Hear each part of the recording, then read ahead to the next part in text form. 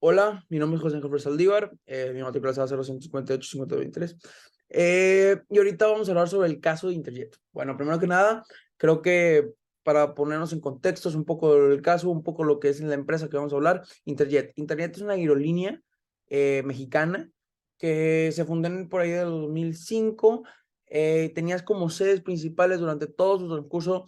Era una empresa que crecía paulatinamente durante los años. Era como en su momento fue Aeroméxico, o sea, era algo que crecía y que se llama más popular cada vez más, ¿no? En el 2018 empezaron a tener unos problemitas ahí, que si unas noticias, que si no, sobre un problema, una falta de mantenimiento, adeudos que tenían, pero la empresa siempre los negaba, o sea, siempre negaba esas noticias, ¿no? Por diversos motivos, durante la pandemia, eh, los adeudos crecieron mucho, donde información se empezó a hacer pública y también empezaron a quedar muy mal con vuelos, deudas con clientes y después también deuda con colaboradores. Llegaban de un punto donde la gente no se sentía segura subir sus aviones porque decían que había una falta de mantenimiento, también que el servicio era pésimo. Empleados de la misma empresa empezaron a hacer huelgas por falta de pagos. Creo que a base de esto podemos hablar sobre los siguientes puntos para poder darnos cuenta de lo que era este caso. Alrededor de todo el caso pudimos ver dos palabras en específico mucho, que eran activos y adeudos. ¿Qué son los adeudos? Los adeudos se refieren al dinero que la persona o la persona física o moral debe.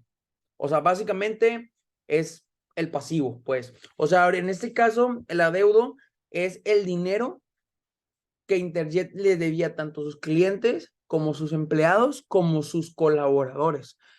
Interjet no tenía un aeropuerto. O sea, el estar en un aeropuerto cuesta. Entonces, también el que un cliente te compre el boleto y no funcione y no se lo repongas o que se lo alargues, eso también cuesta. Entonces, hay ciertas leyes en el aire, leyes, no me acuerdo cómo se le llaman en estos momentos, que protege sobre eso al cliente. Y llega un punto donde ya no era soportable esos gastos, ¿no?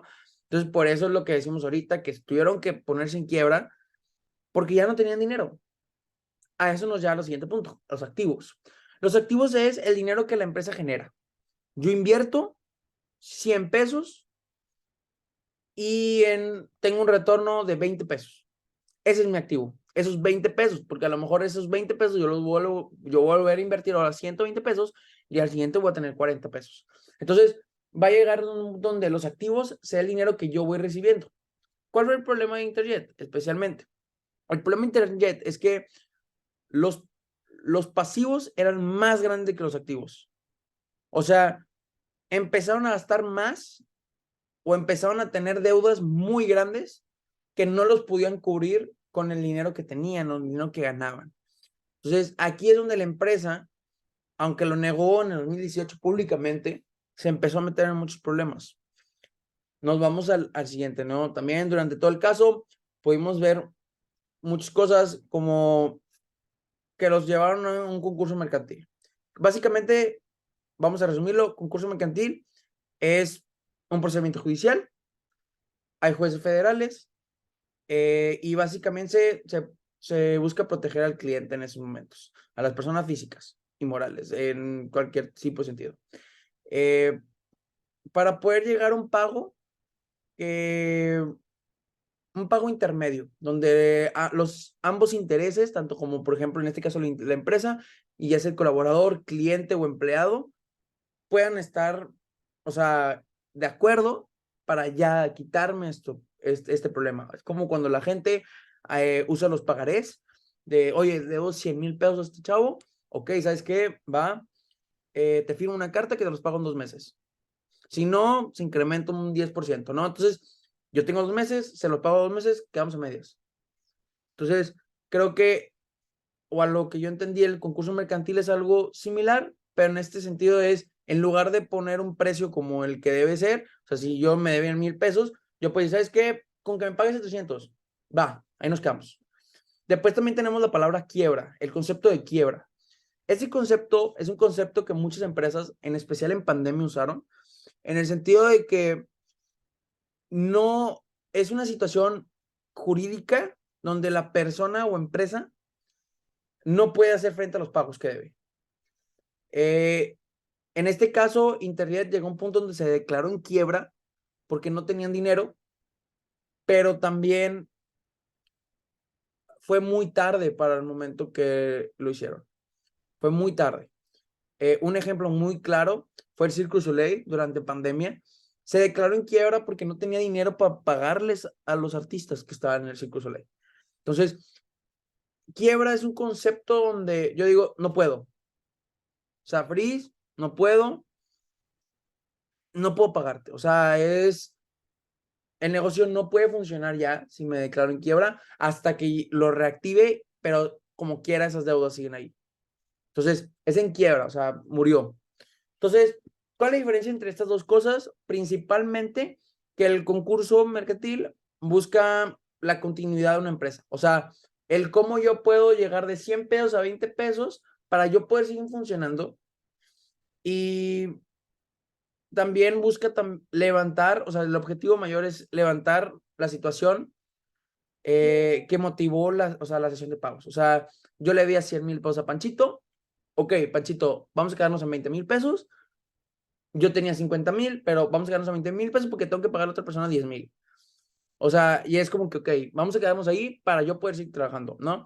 Y el concepto de quiebra es liquidatorio. O sea, no tengo nada o ya, es mi dinero, ya no tengo nada, se quiebra, ya no tengo nada, estoy en quiebra, no tengo dinero.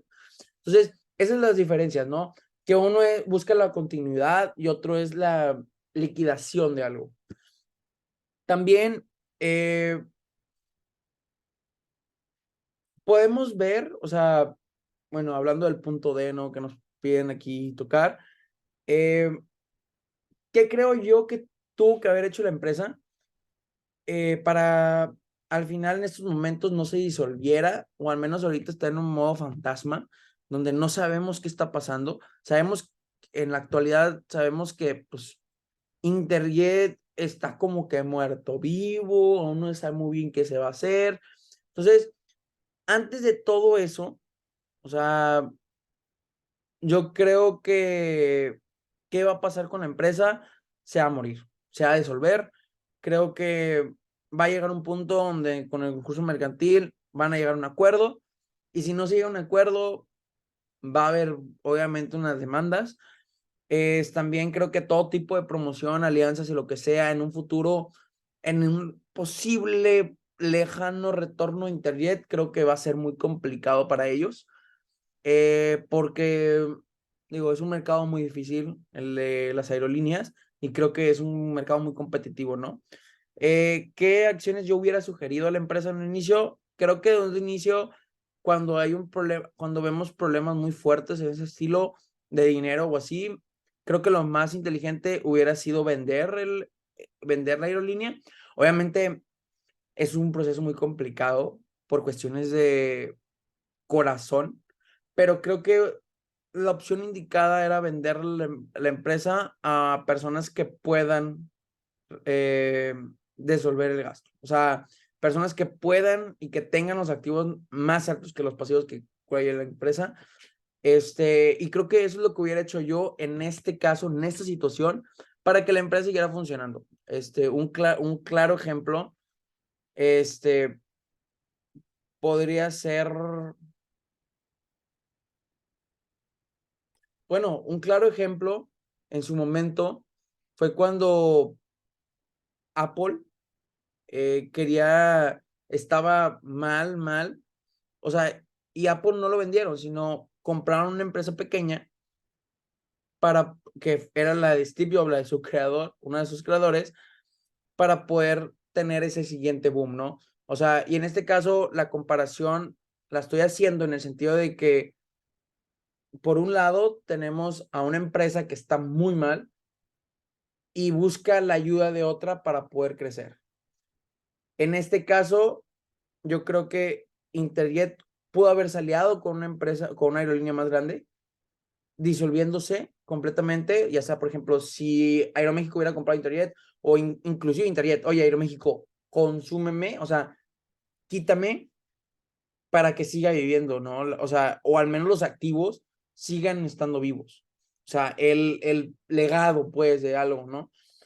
O sea, como podemos ver, ¿no? Muchas marcas que tienen como que sus segundas opciones, o sea, como familias bajas. Entonces creo que eso pudo haber sido una buena opción, ¿no? Hablando de las figuras jurídicas, que creo yo que en o sea, analizando el caso pudo haber aplicado, es la Ley Federal del Trabajo. Esto más por los empleados. En el caso menciona que tuvieron problemas con los empleados en el sentido de que no les llegaban a pagar a tiempo. Creo que es algo muy grave. Entonces creo que esta ley entra muy bien en el caso. También la ley del IVA, la ley del ISR y creo que más importante, creo que el Código Federal, el contrato de arrendamiento y compraventa. Creo que aquí una compraventa de servicios, de todo, era muy importante, igual de arrendamiento. Este, mencionemos distintas cosas, ¿no? O sea, también, o sea, también la ley federal del IVA, o sea, el impuesto indirecto, o sea, el impuesto de todo lo que pasaba, o sea, de los gastos y todo, que obviamente consumen impuestos, el ISR, o sea, creo que estas cuatro principalmente son las que entran más en el caso, analizando toda la situación de la empresa. Eh, claro que pueden entrar otras, o sea, tales como la ley de operaciones, o sea, de títulos de crédito, cheques y pagarés. Creo que los pagarés podrían haber entrado, pero analizando el caso es muy confuso, o sea, en el sentido de que nosotros como personas exteriores hay respuestas muy lógicas, pero al final creo que hubiera estado muy interesante poder investigar un poco más del caso. Sí me interesó bastante, en el sentido de, a mí la solución era muy fácil, pero obviamente me imagino que para una empresa como Interjet no lo era tanto, ¿no? Entonces creo que aquí acaba mi análisis de este caso y podemos concluir que los aprendizajes fueron muy buenos. O sea, eh, mi interés por el caso sí fue muy grande. Eh, también aprendí cosas como lo del concurso mercantil, también lo de el factor de la quiebra y qué, qué consecuencias y qué efectos tiene en la empresa. Creo que era algo que había escuchado muy por encimita por casos famosísimos, pero nunca los había analizado. Entonces creo que fue, fue una evidencia muy, muy rica que consumir. Y pues bueno, muchas gracias.